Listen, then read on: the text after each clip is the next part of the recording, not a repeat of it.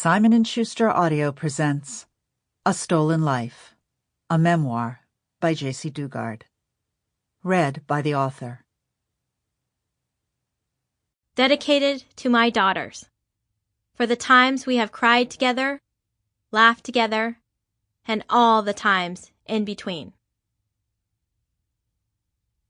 This book might be confusing to some, but keep in mind throughout my book that this was a very confusing world I lived in.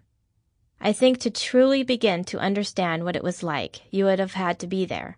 And since I wish that on no one, this book is my attempt to convey the overwhelming confusion I felt during those years and to begin to unravel the damage that was done to me and my family.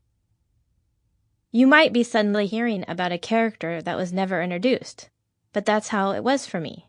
It didn't feel like a sequence of events. Even after I was freed, moments are fragmented and jumbled. With some help, I have come to realize that my perspective is unique to abduction.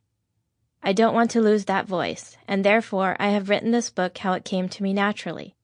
I'm not the average storyteller. I'm me, and my experience is very uncommon. Yes, I jump around with tangents, but that's sometimes the way my mind works. If you want a less confusing story, come back to me in 10 years from now when I sort it all out.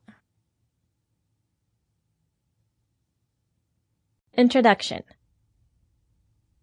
Let's get one thing straight. My name is Jaycee Dugard. I was kidnapped by a stranger at age 11. For 18 years, I was kept in a backyard and not allowed to say my own name. What follows will be my personal story of how one fateful day in June of 1991 changed my life forever. I decided to write this book for 2 reasons. One reason is that Philip Garrido believes no one should find out what he did to an 11-year-old girl, me. He also believes he is not responsible for his actions. I believe differently. I believe that everyone should know exactly what he and his wife Nancy were doing all these years in their backyard. I believe I shouldn't be ashamed for what happened to me.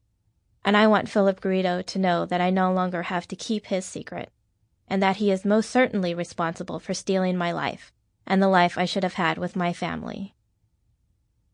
I'm also writing my story in the hopes that it will be of help to someone going through, hopefully not similar conditions, but someone facing a difficult situation of their own, whatever that may be. It's easy for people to be horrified and shocked when someone is abducted. But what about all the other adults and kids living in sad homes? My goal is to inspire people to speak out when they see that something is not quite right around them. We live in a world where we rarely... Sample complete. Ready to continue?